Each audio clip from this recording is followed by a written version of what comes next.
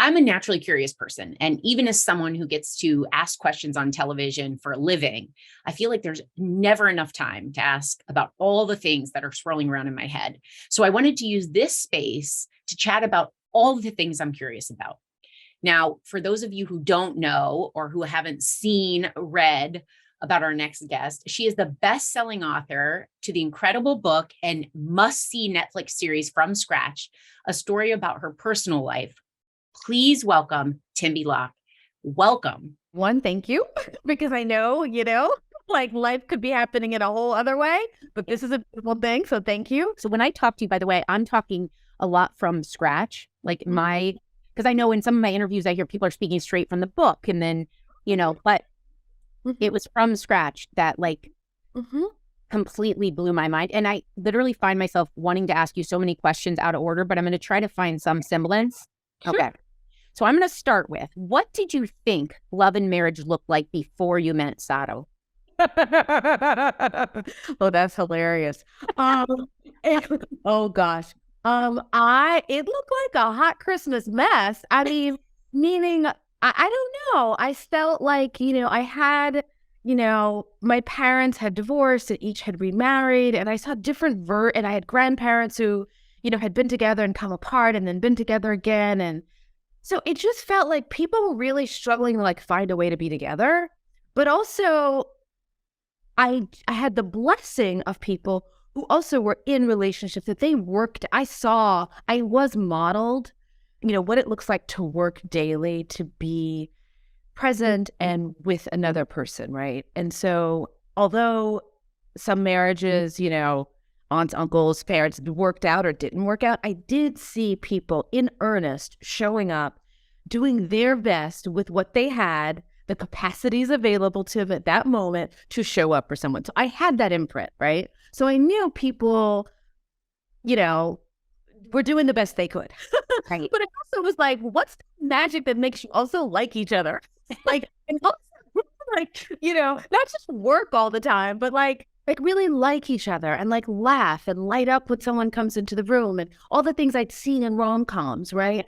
And I'd read about in all my romance novels as a teen. I wanted that piece of magic. And to me, they felt separate, right? They felt separate. One was this sort of aspirational piece, and one was this quotidian, everyday, yeah, get through it, right? And I knew, but I did see in one relationship, but I won't name which relationship in my life, a primary relationship, where there were two people who just really liked each other and had fun together, could fight, but could show up and then have fun again. And I was like, okay, that feels like maybe it's that, right? Yeah. So when I met Saro, suddenly it was like, holy moly, the possibility of it took my breath away, and also scared the, but she's out of me, as they say, it just scared me. Yeah. And whoa, no. And externally, it didn't fit the paradigm that I had mapped out for myself. I mean, not paradigm, but sort of the goals or the sort of, the boxes I had sort of, enumerated for myself. He didn't fit any of them. Wait, tell me about some of those boxes, because I would agree that in a different way, my own husband didn't even fit the most basic stats, from the height to the hair color to nothing. So what were some of your stats? I mean, the stats were I just knew, I thought I went, I thought professional. I thought definitely American. I thought, gosh, just trying to go back to my 20-year-old checklist. Which yes. I mean, he did have good hair. That was like a thing. Yeah. But it was very. I wasn't completely superficial, but I think I was sort of looking at everything from an external lens, and I had not had enough lived experience to know to dial into the internal, so that when that internal got ignited, I was sort of like, whoa, okay, I've got to learn what this is. And so at first I was just like, this was great. This was so fun. This was lovely. Thank you very much. I have a ticket to go back to America. And that was kind of my approach to everything, and keeping that distance felt safe. I could contain it in a box. Maybe it was this one-time thing. And of course, didn't take very long for me to realize, well, what am I getting in the way of? I'm getting in the way of myself. I'm blocking something really beautiful. And I don't know where it's going to go, and I don't know what it's going to look like, but I also can't turn away from it. None of us could. Now, one thing we don't know as much about, and maybe you get into this in the book, but had Saro ever been in love before? Had he had a long relationship? Oh, yeah. Oh, yeah. Oh, for sure. And he was also older than I was. Yeah. So he was 12 years older than I was. So he had relationships. And in a way, that was really a grace, because he understood what it meant to like make a relationship. He had long-term, like 5-6 years, lived together kinds of relationships, right? And with people from different places, mostly European, but from different countries and languages and things. And so he kind of was like, nope, you're it. Like, I've been in other things, and this doesn't feel like this, you're it. And I was like, what are you talking about? Like, I credit him with really holding the vision for what could be. And, I often say he inducted me into a vision of an us that I couldn't see yet. I didn't have I didn't have the vision for it yet. Yeah.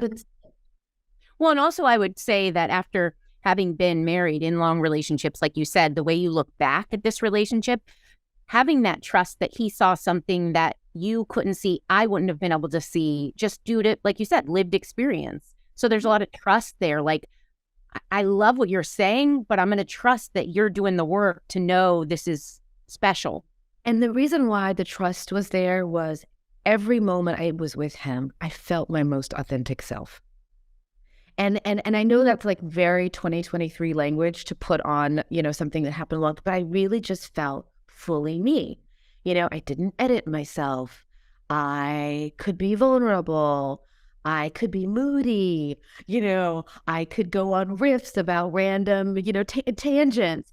And he was with me for all of it, right? I could be sad. It was all the thing. And I was like, whoa, I've never had this in a romantic, relationship before. Well, 2023 gives you the language, but those feelings have always been there. It's understanding what made it so unique. Now, what were the hardest parts to write in the book or watch play out on screen? And did you cut any things that people would want to know more about? The hardest things to write about, and I'm going to specifically talk about, I'll talk a little bit about what was hard to write in the book and then was also hard to write on screen. So the portions in the book that were the most difficult to write were definitely the chapter in which Saro passes away. There were parts of that I knew had to be in the book, but I waited till the end. I would come back to it. I avoided it. I tried to skim over it, just sort of go, and yet, and then at one point I knew I had reached a wall, and I said, if I don't go, balls out on the page, just go out, like fully put everything, leave it all on the mat, then I haven't even done myself I've done myself a disservice as a writer. Like, I have to at least attempt this. The fear was so big that I couldn't even like pony up to write it. And so I checked myself into a hotel for a weekend, and I had 3 friends on speed dial, and I just put everything on the page. And then, of course, over time, I culled back, I made it what was needed for the book. When we came to the screen, I knew that was a chapter I had no interest in writing that episode. Like, there's no way I wanted to put my name. I did not want to rewrite that again. Luckily, we had one of our writers and producers in the room, Marguerite McIntyre, who was also a caregiver and had been with her close friend who also had a sarcoma. She was like, I will write that episode. And then she broke apart my book, and she would call me here and there, and she wrote that. And when it came time to film, and this is episode 107, my sister, who was our executive producer, Yes, Peter Attica, we were in agreement that I didn't need to be present on set for most of those scenes. So we kind of really pre-gamed every part of it. And I shared every bit, and I did a lot of this, working with the production designer for like the look of the room that Lino passes away. I did all the things, right? So that I felt like as much of me could be there. And then it was for our team of our director, our producers, our brilliant actors to sort of to take it and go with my blessing. And I felt really in trust that that most sacred moment would be handled with love and care, and also that that we were, as storytellers, being brave enough not to turn away from the thing that was, to me, most critical for the arc of our series. If we didn't get that moment right, because that's the whole reason why I wrote any of this, to sort of spotlight this moment, because it was I had never been with someone at the end of life. Not many people have. I mean, there are caregivers, like you said, but most people have the closest thing to death is a loved one where they went to a funeral or a viewing. And that was me. And so having lived that experience and how life-changing it was and how intimate it was, I felt as though we had an opportunity to share that visually, to put it on screen, and to invite people to be with it, because one day they may be with it. And now they have a guide, perhaps. That's the part that probably gets people on a subconscious level in watching this, and why I think being alone, I usually recommend when I tell people, be with someone, because it's a lot. But in some ways, I think that was where it hit everyone directly in the heart, was the truth is, we'll all deal with it. And there can be support systems, but you'll be alone. Like when you truly say goodbye to someone you love, you're alone. Yeah. Now, I know that you can't truly prepare a person for this. I recently spoke with a rabbi about end of life. He writes books about it, and we talked a little bit. And he said in watching thousands of people being there for families, he never truly understood it until he lost his father. And he said, it's not possible to truly learn it until you've gone through what you have and what he had. But is there any part that you could share from being there that could be digested from someone who's not there yet? Yeah, I would say, and specifically where I think you're referring to those moments as someone is nearing a transition, right? Okay. Yeah. So the one thing I will say that not a lot of people know is that the person who is transitioning, hearing is the last sense to go. So they are hearing everything. And and someone told me that. And I felt like I was literally, the cells in my body were like flying. I felt like I was coming undone. But that one thing that someone told me became my North Star. And I thought, okay, come back to that. He can hear, he can hear, he can hear, he can hear, he can, and it became a mantra. So I read to him. I read our letters to him. I read poems to him. I sat next to him and I just told him I loved you. I said, thank you for your life. Thank you for your love. I can't wait till we see each other again.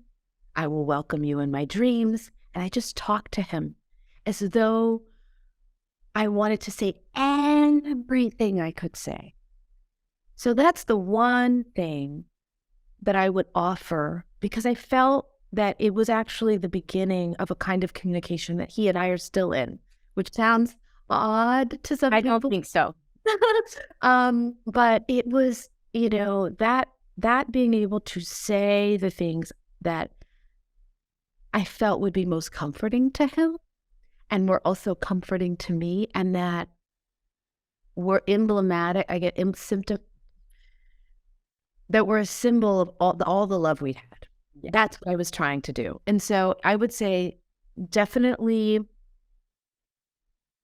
speak to the person who is transitioning. Yeah, I would say that is, if I had to give one piece of advice, you'd be surprised. And if you don't know what to say,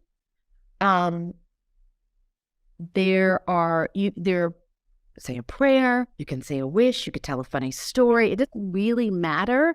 What matters is the connection. Yeah. One thing I was also surprised that really touched me is as you watch the story, you put yourself in your shoes, you're looking at it, you're loving it. And as you're going through the really difficult time of caregiving and transition, your daughter, all I kept thinking of is this would be like the lowest moment for me, yet I know as a mom and a parent, you both of you kind of had to say, but there's something bigger, like, that we need to be here for. And in some ways I see that as a blessing. In some ways I see that as a negative, because you can't crumble up on the floor, but that sense of purpose keeps you getting up.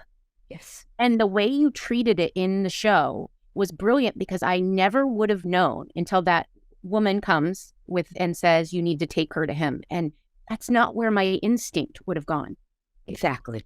Exactly. Which is also why we put that in. So that happened to me. That is very, very real. Hospice chaplain, I believe she was, social worker, sat with me and she said this. And I literally thought she was a mad woman when she said it. And I was like, that is not, that can't happen. What are you talking about? You know, it made absolutely, it was counterintuitive to everything I would have thought. And thank God she said it. Thank God I pushed back and she said it again and she emphasized it. And then I listened.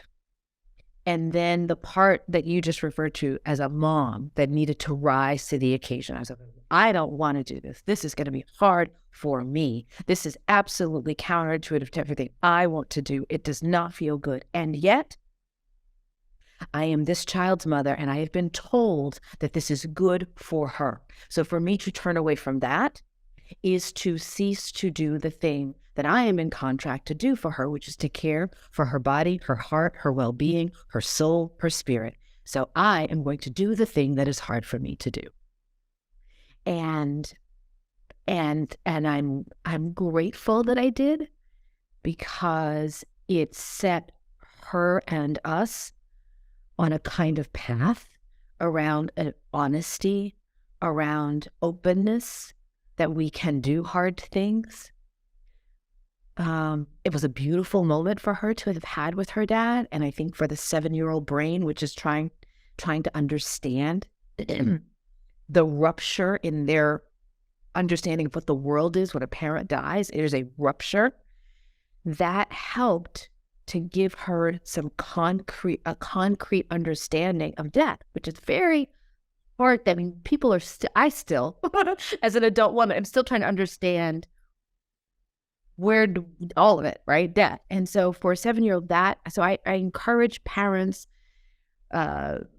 caregivers, grandparents, whomever, to include the child wherever possible in some aspect of either the dying process, but certainly also the grieving, the funeral, the memorial service, all the things. Do not exclude the children. You set them up for exponentially deeper hurt, a lack of understanding, confusion. They mistrust the world and people around them when you take that away from them. There's in one of the interviews I heard you talking about your new partner, because you have found love, and he sounds amazing. And like, just hearing about him and how he married all parts of you, and how he said watching the show and reading the book was a blueprint to how to love you. Like, he literally sounds like such a phenomenal human being. I mean, you so deserve that, like, twice. But I want a quick update on, I also fell in love with your family. And it's funny because to call a family dysfunctional, I always joke, is redundant. They're all dysfunctional. It is, because we're humans. Your dad, your stepmom, the relationship between your stepmom and your mom. Oh, I know. The beauty in the dysfunction, because in the beginning you're watching and you're like, yeah, it kind of sounds like my family. By the end, you're like, I love you, scars and all. Like, you guys are what it's all about. Like, how's everyone doing, including your mother-in-law and sister-in-law? Okay, so thank you for that. This, I always say, and I think this is, Saro is laughing from the heavens, because he made us all grow up. Like, we grew up as a family, right? We were kind of all moving along, and his illness and everything it asked of us, we had to show up and, like, get real, get serious, get intimate, be present. And we wanted to show that in the series. And of course, in the series, the characters are even more, sort of dramatic than my own parents. But however, everyone is doing well. Everyone is doing well. Now my sister-in-law in Sicily. So my mother-in-law passed away. She passed away just before in 2020, just before we were going into COVID lockdown, all of that stuff. So, but I am still, and I miss her every day. I was just actually saying, I was looking for, because she gave me some heirloom seeds, which I still like have done each year. And I was like, I'm going to go out there. And I was talking to her, in the spirit realm. And I was like, I'm going to plant these for you this year. But anyway, I love her to pieces. I miss her every day. My sister-in-law I talk to often. And she is, over the moon about this series. Because first of all, the town recently, so the town that my husband was from, Saro, was the Italian actors, the whole Italian cast came to the town to visit them, and the mayor threw them lunch, and they did a whole thing. And so my sister-in-law, I think it is beautiful to have her brother and her family come back to her in this way. When now both her parents are gone, her brother's gone, and I think it's very honoring. And so she is so supportive, and I am just tickled pink by all of it, because I could not have imagined any of this when I sat down to write the book. I was terrified to write it. And I always wonder, actually, because in all the talking, you've talked at one point about how, and you struggled in putting this into words, and I understand why, this kind of was a beautiful, not finish, because it's still part of your life, but almost like a button to a part of a story. And I wondered if because I know grief never leaves. Like when you lose someone, there are parts of yourself that die. There's always a hole. But to know that millions and millions of people now know Saro, know your family, know the story, does it feel like you infused an earthly life back into him, knowing how many people now love he and his family and your family? Yes, in a certain sense. I just, Sara, from the moment you asked, the first thing you asked was how, in meeting him, what was that like? And in a way, the kind and quality of love that he opened up for me is still revealing itself to me. That it is big enough, right? That I was laughing the other day. I said, oh my gosh, only Saro. It was to say, he's still telling me I love you. He's still telling me I love you. That's the only way I can say it. And so I feel like this experience of having made the show, which, by the way, if we'd made the show and it had not been a huge success, I would still feel this exact same way, right? Which is that love, that the deep connection. But the fact that the whole, as you say, millions of people, the world gets to experience this, I think, the message from him is sort of like, this is available to all of us. This kind of love is available to all of us. We really open up and show, and are brave to show up, for each other and in our love. So I don't know. I feel like he's as close as he has ever been to me. One thing that really hit me, and there's so many scenes that I can replay in my head. One was when you are talking to your neighbor about learning that Saro is sick, and pretty much telling you have a choice to leave. You don't have to stay. And in every time I've heard you answer this, you always say, I knew, I was, I'm going to stay. Why did you stay? Was it who you are? Was it who he was? Was it unique to that? Was it just what you do? Because there had to be a moment where you recognized what you were signing on for. Yes. So I'm going to try to articulate this as best I can. So I knew that I loved this man no matter what, and that I was going to be by his side. That was not a question for me. I was not going to leave him. We had a good marriage. We had a solid marriage. Perhaps if we'd had a middle marriage, or we were going through a period of difficulty and then this happened, or we weren't, weren't as deeply in love, I might have been like, okay, I didn't actually sign up for this. We were already, and there are many people who are at a difficult place in their relationships and a diagnosis happened and they choose to part ways. That is a valid choice if that is what feels right. Okay. I was in a situation where I loved this man so deeply and I wanted to be married to him for forever. And I wanted to show up for him.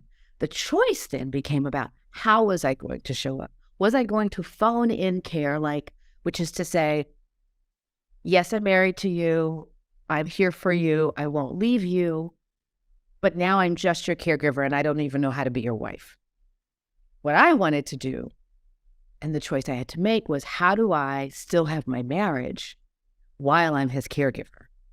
And how do we show up for each other? And that's really what the conversation cracked open for me, was that what I was really choosing was to still be present in all the love, still be present in the marriage, and also be in this whole new role as a caregiver.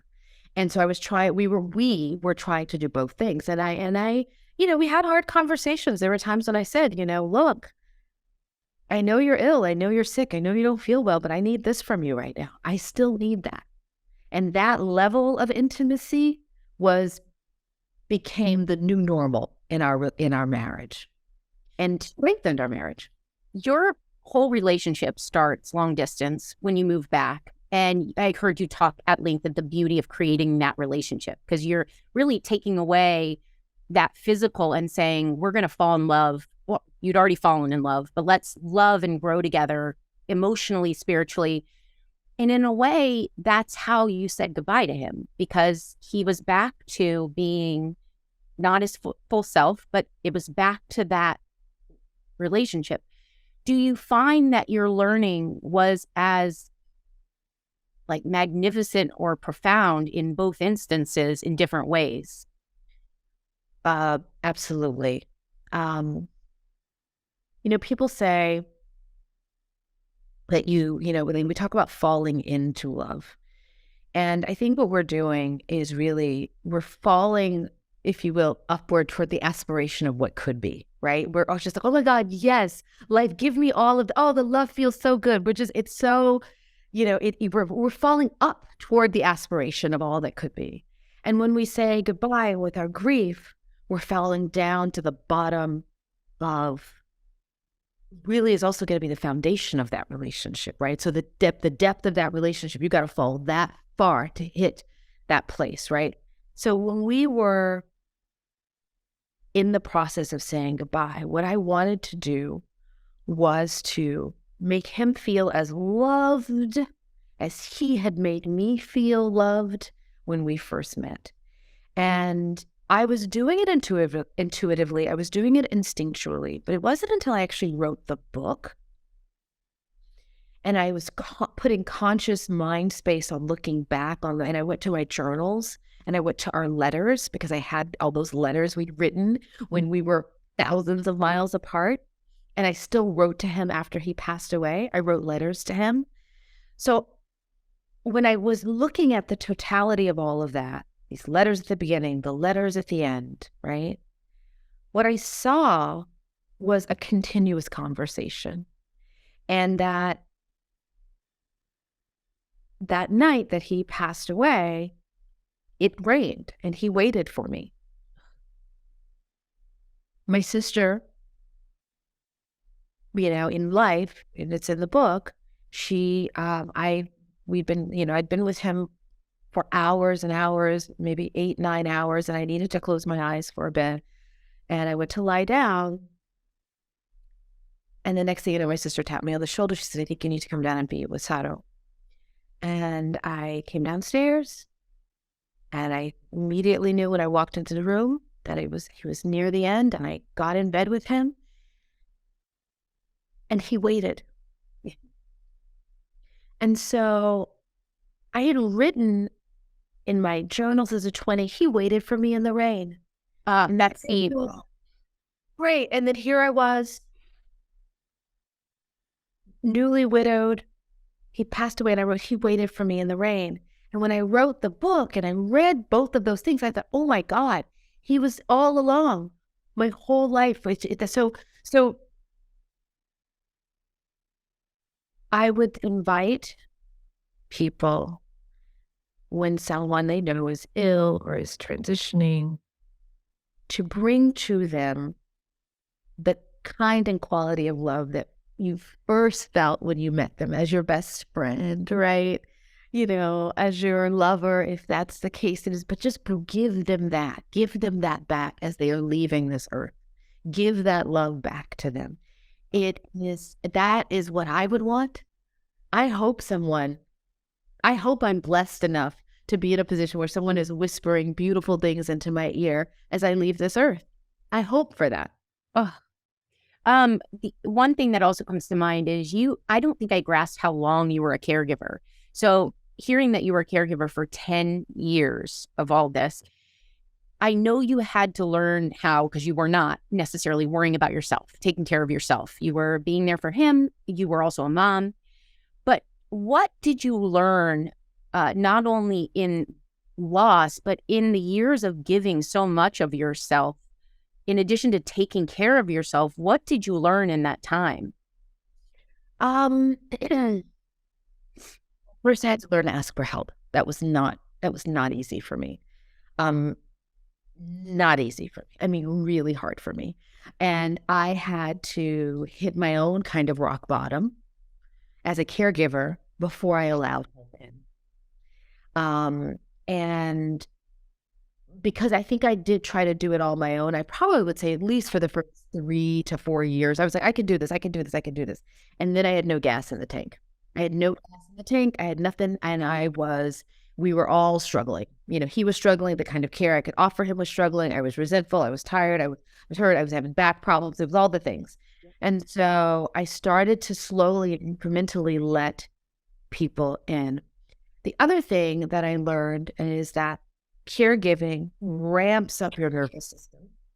It revs your nervous system, because I was always hypervigilant around what he needed, and then later as a new mom, what my daughter needed. So that sort of hypervigilance was ever present. And so I know now that is something caregivers really need to be mindful of, and people around them can help them with. And I think on the other side of caregiving, putting my wellness back in place was also a big journey. Yeah. And I knew that would have to be a journey. I just thought like, oh, okay, I'm not a caregiver anymore. It's a little bit like someone said that it was not unlike coming back from being deployed overseas and having, fought a battle. Now the battle's done, and you have to kind of figure out how to be in the world where there's not a battle happening. Right. Where you're not jacked up on that. Not jacked up all the time. You're not waking up in the middle of the night. You're not startled. And so I share that because that's been my journey after his passing, was sort of, doing that kind of wellness practice for myself. But I also share it because I hope if there's listeners who, someone who is a caregiver, or if someone who knows of someone who is a caregiver, reach in, infiltrate that wall that they're like, I don't need any help, or they need help. They really need help. People say that when someone you love dies, that a part of you dies. But your entire story, and every time I've listened to you, is woven with resilience and light, gratitude, wisdom. What part of you died with sorrow, Sara? I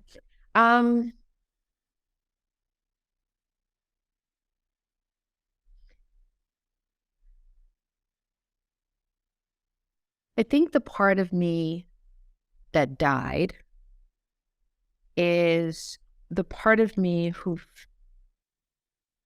thought maybe, how can I put this? I want to say it as the part of me that got birthed, the part of me that understood, but I understand the question. So there was a part of me that I think, after on the other side of his passing, knew with complete certainty that I can face hard things. So that's something I learned about myself. But I think what that also made me do was recognize that the part of me that died is the part of me that was like, well, I can't really handle that, or I can't face that. Like, I had to let go of that person because life had shown me what was possible. The part of me that also I'm less avoidant than I used to be. I was a more avoidant person, avoidant of maybe the challenging conversations, or um, certainly asking for help. But that part had to die off. Yeah, I think that's, it's interesting from this vantage point today. What I mostly feel is the parts of me that got cracked open because of his passing. Um, and they were not, and when I say cracked, they were not easy to open up. They were, it was something tragic that opened them up. But I know myself in whole new ways. Like, I can't be blind to who I really am, and I think when we're younger, and I certainly, we hide parts of ourselves from ourselves, we do. Yeah. We do. And I think Saro's death was like, and taught me, no, it's not worth it. It's not worth it. Having seen and done one of the hardest things, if not the hardest thing of my life, to date, I can't fool myself into thinking that I'm not built for love, big love, or the challenging things, for the joyous things. And so, yeah, I hope that's that's the coming to me today is, no one's asked me that question, I think, in that way. So I've never given thought to it. I thank you for a really thoughtful question. In fact, it's going to stay with me as I think about like what things have, because I think it's important at different points in our lives that we look back and we go, what doesn't serve me anymore? What is gone? What have I left behind, and why?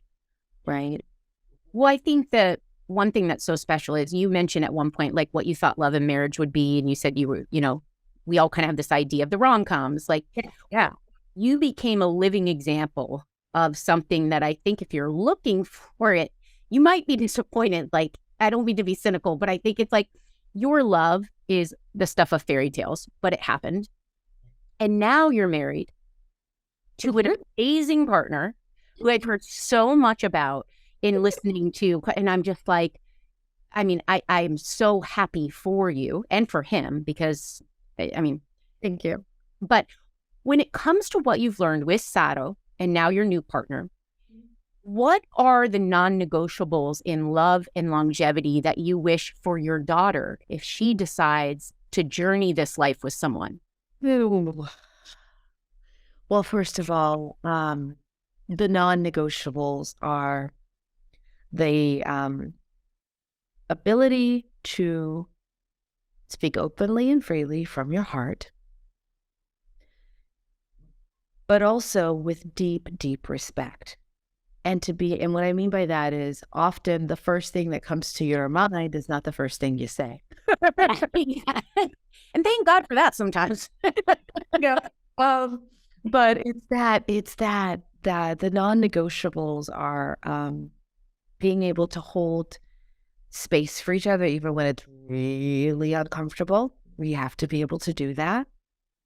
The non-negotiables are to be able to hold the love and the grief, and I always say, with someone you love, it's sort of saying, look, I need to come to you with this. I need to share this. It's going to be uncomfortable. I'm finding my way through it. I might circle back later, having reflected on it, and say, you know what, I was wrong. But for right now, I need to say this. And to be able to do that really openly, I think is something that has to be, that level of communication has to be a non-negotiable. And I would also say for her, I hope that she's able to have a love that spans a lifetime. And I now can see that kind of deep love does, even if your lifetimes have different earthly timelines. Yeah. It can still span a lifetime. The non-negotiables are being able to laugh together and to laugh with each other and sometimes at each other. Right? You have to be able to laugh. I mean, and I have to be able to laugh at myself, and I have to own my stuff. And to know that I would hope that she would have in whatever ships she has across her lifetime, that she knows that if she's in a crowded room and she looks up and she locks eyes with that person, that she feels completely safe in that room. And I mean safe in all senses, right? That is that person, you have that kind of connection. So I don't know. I hope for her lots of joy and love and a willingness to do the work of love. Well, I think you shared a beautiful story that still, it kind of, your answer reminded me of how you said, and I'll let you share the story, but of heaven and how there's love, the different types it's just big love everywhere. And it kind of reminds me that in some ways your daughters had big love already, to have been sought out and fought for and loved the way I mean, she has been big loved. Big love. I'm telling you, and it is, big love is, and I think that, someone said, how did you repartner? And someone told me, because I literally, on the other side of Saro's passing, I was like, well, that was okay. Maybe that was all for me. Like, okay. And I thought, but you know what? I've had a great love in a lifetime, and some people never get it. And so maybe for me, that's all there was. And then someone tapped me on the shoulder and said, you know what? Once your heart knows that kind of love, it knows that kind of love, and it can find it again. You're imprinted with that love. And I thought, what? Is that, But I know that to be true now. Yeah. You say that my daughter's been loved, has had big love. She's been loved big. She has to give big love in order to receive big love. People have come to me many times since the show's come out, and they'd be like, I want to find my own Lino. I want to find, and I'm like, are you willing to be a Lino? Yeah. Oh. Because it's not something that just happens on you, It doesn't just happen to you. It's not passive. It's an active state. And so the degree to which you are willing to give that, you can give it back. And you're always seeing, and are we in that beautiful equilibrium where we're giving and offering, and we're receiving and giving, and that dance daily, months after months, years after years, is the big love. And so I hope she has that. I know she knows it. I know her heart is imprinted with it. And so it's going to be... Oh, she's lived with it. She's lived with it. She's lived with... That's teacher as a parent, they say, is to lead a life as an example, because they watch you more than they listen to you. Yeah, and that's... You live that. Yeah, and I hope that by, even in repartnering, which, creating a blended family after loss is not easy. Yeah. My dog is not easy. But I knew that I wanted her to see me, witness me, experience love, and not just, here's a love that I had, it's in the past, and I can't love again, because I don't know no one can tell what will happen. And I want her to know that you can love writ large across the tapestry of your life. You can do that. Now, I'm sorry to interrupt you. I have to ask you, you guys in the show, the characters, literally changed how I treat my husband. And it sounds silly, but I've gone to therapy. I work on myself. I've always been a work in progress. But sometimes I realized, even though I thought I was treating him a certain way, I started asking myself, how would they react to this situation? Because you spoke so beautifully to each other with kindness, even in difficult moments where one of you had to step away.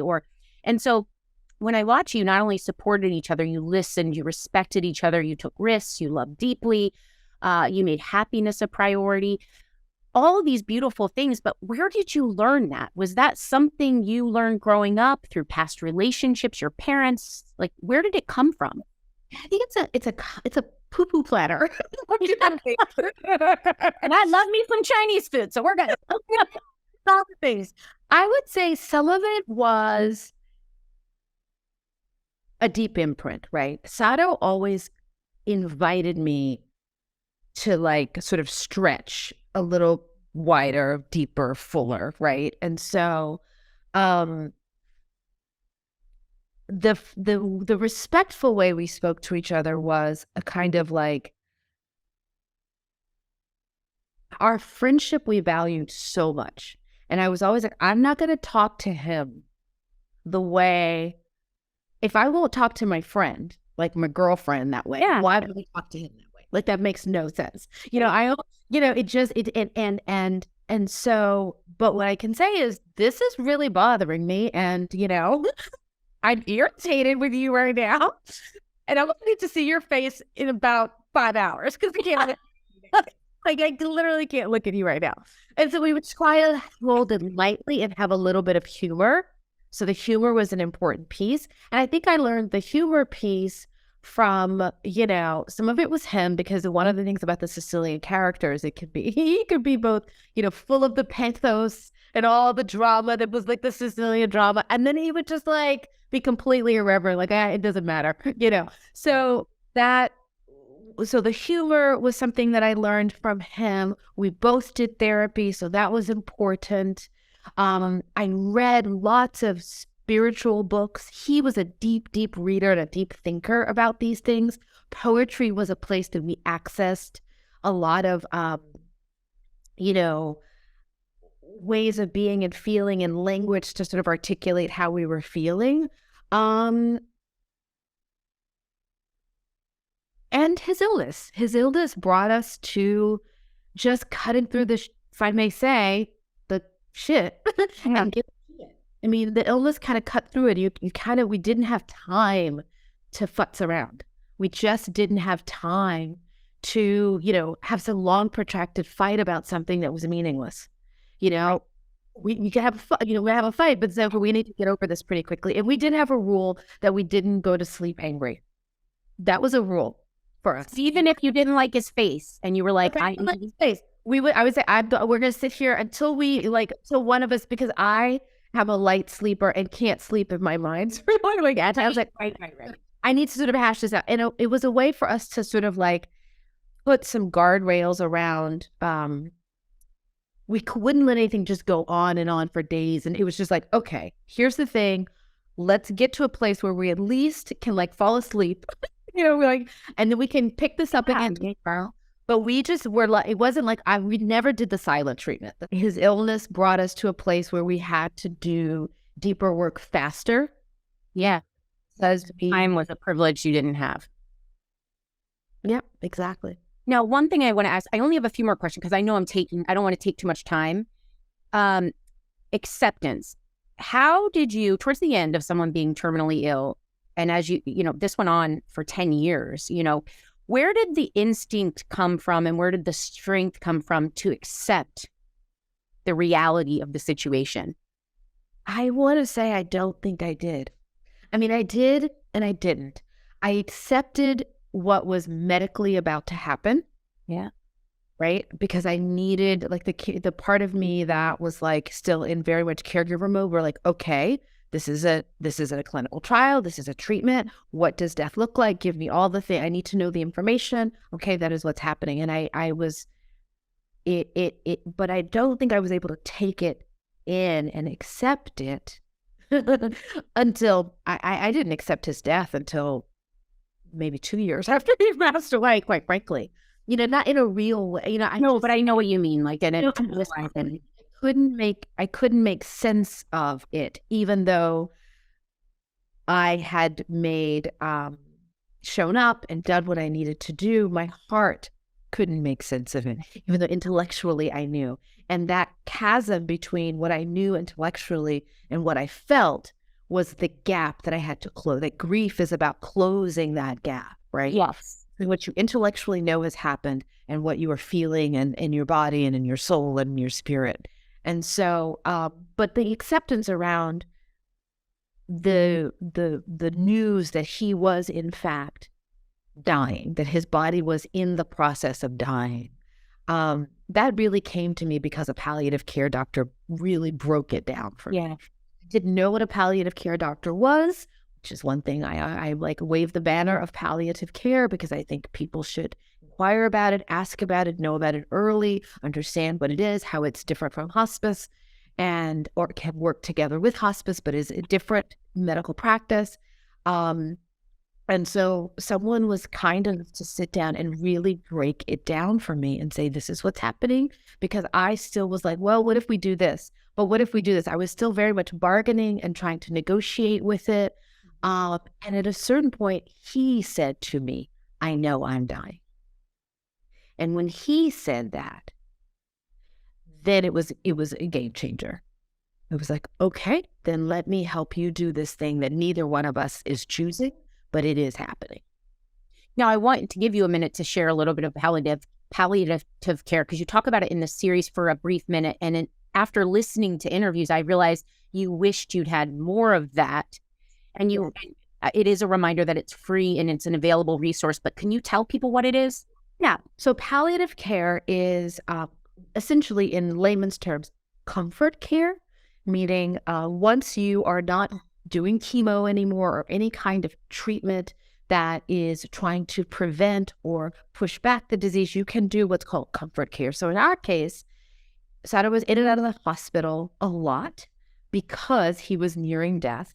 But because no one was saying he was nearing death, we thought we could go into the ER or go to that and sort of triage a situation thinking he was going to get better.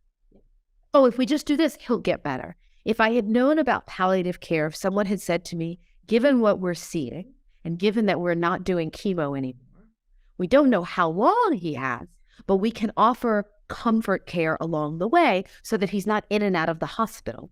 And he can be home more. We can make a plan for what matters to him, what matters to you, what matters as a family. What do you need? What are your goals of care? What are your priorities? And if we'd been asked those questions, he could have had more time at home, more time with our daughter, and less time in and out of the ER where we were trying to sort of kind of put a Band-Aid on a bigger situation. Yeah. Which is hard on everyone as the caregiver. Yeah, exactly. Well, I want to say kind of my last thing before we play a quick rapid fire question is, this story and sharing it was a gift that keeps on giving. When you talk about, you know, your sister-in-law and the town and your family and your love, your daughter, the legacy that is Saro, that so millions of us would never have known about if you hadn't have had the courage to do this. But the other beautiful part is I now want to see Sicily. I've been to Italy. I've been to Italy multiple times. You made me fall in love with Sicily for the parts of it that are Saro. And just like you brought his ashes there and stuff, I started saying it, and one by one, everyone that had watched it, either they had been or they wanted to go. I never understood of the racism, the discrimination. You gave that a voice. I already sadly knew about our country, and there was a lot of dismissiveness, but it added an element of understanding that now has me putting my claws in Sicily. And that's because of you. That's because of Saro. That's because of your story. And I'm not alone in the many people that have said, I can't wait to see it. I want to go see these places. So that gift is so real and beautiful. And it's like a croissant of buttered layers that you just did, telling your life story. And so I thank you, like so many people, for both parts of the spectrum, the high highs and the inevitable low lows, because they're not high if you don't have low. And you are an example and a beacon as a human being.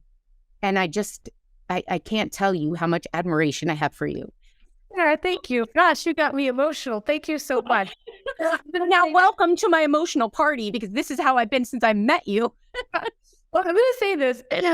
Thank you so much for that, for taking it, and thank you for witnessing and allowing in the other parts of the story, that intracultural stuff. Those were things that I also, were have been a part of my lived experience that we wanted to share, that I'm even hearing from Sicily, like, people saying thank you for also like showing us as we are and all of that. And because we are, humans are complex. Yeah. Our cultures are complex. And sometimes we think everything is a zero-sum game, and it's not. Both things can be true. And we can look at them all, and we can try to be our better selves, and we can try to expand and grow. And I hope that the series has closed and or sort of dispensed with this notion of boundaries, right, and borders, and that you're this and I'm that. It's like, oh, please. Yes. So I have an invitation to you. When you do go to Sicily, or if I'm in Sicily, we have to get together and we will have a croissant or a brioche or some espresso or something. It would be absolutely lovely. It is a beautiful place and a part of my heart. And I'd love to have you.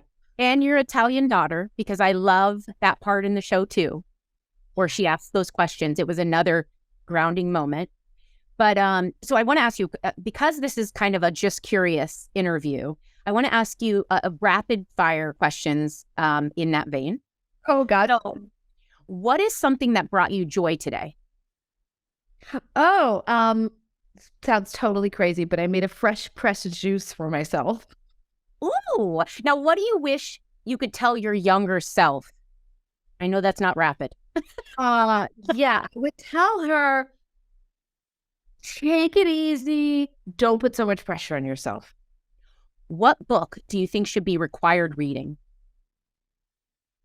I'm going to say Final Gifts. Okay. What's on your bucket list? Newly on my bucket list is tango. Yes. Your girl is going to tango. Yes. I'm going to tango. And also, again, to this idea of allowing in conscious joy each day. Who has impacted you the most in this life? Well, we've been talking about him. Sara. Okay, because I figured, but what is something you are curious about right now? I am curious about, and I was going to say letting go, but that's what comes to mind. And I'll tell you why. My daughter is a senior in high school. No, I know that little 7-year-old. So I'm like, I'm having to prepare for this next, her growth. And so I am curious about that process. Well, just know if she ends up anywhere on this side of the coast, you got someone looking out for her. Oh, thank you. I think she wants to go to the East Coast. She wants to go to the East Coast. So I will box out for her. I've been here for 20 years. We got space. She is welcome. I love it. Thank you. I want to thank you so much, Tembi. I hope someday to also meet your sister. Oh, absolutely. We would love to. Absolutely. And I hope to meet you in person. I will hug you so awkwardly long. You'll be like, what the hell is this? But thank you for taking the time to chat. For everyone watching, her latest book, From Scratch, and Netflix series is out now. Do yourself a favor and go check it out. Thank you so much. Thank you so much. Sorry for taking so much time. I literally am scratching the surface. Oh my gosh. Thank you. So and forgive me. So you will edit this together, or is this just all? Okay, great. So you'll take care of the air, all the odd things. And we'll make sure you also get what we have, because what we do is we edit it to a nice long interview that will live in a YouTube channel that then gets pushed out in nuggets on social. So we kind of clip it, but we will make sure you have everything. Thank you. This is night of my week. Such beautiful questions, such beautiful and thoughtful questions. I like a deep dive conversation, and you really, you do that beautifully. So thank you. Well, and getting to hear all your interviews, I started listening and I thought, I literally can't reach the depths of what she has to offer this world. Like life, I don't always believe like everything happens for a reason, or like, life won't give you more than you can handle. I don't tend to, I see that people make those words true, But you're an example of someone where I say, we get the best out of you as life just deals what it deals. Like you really are like just phenomenal. I could stay here all day. We're not going to do that. Next time you need a little ego trip, you know what I'm doing. Okay. Thank you so much, Tembi. Bye. Big things can happen if you remain curious. How curious are you? I'll see you next time.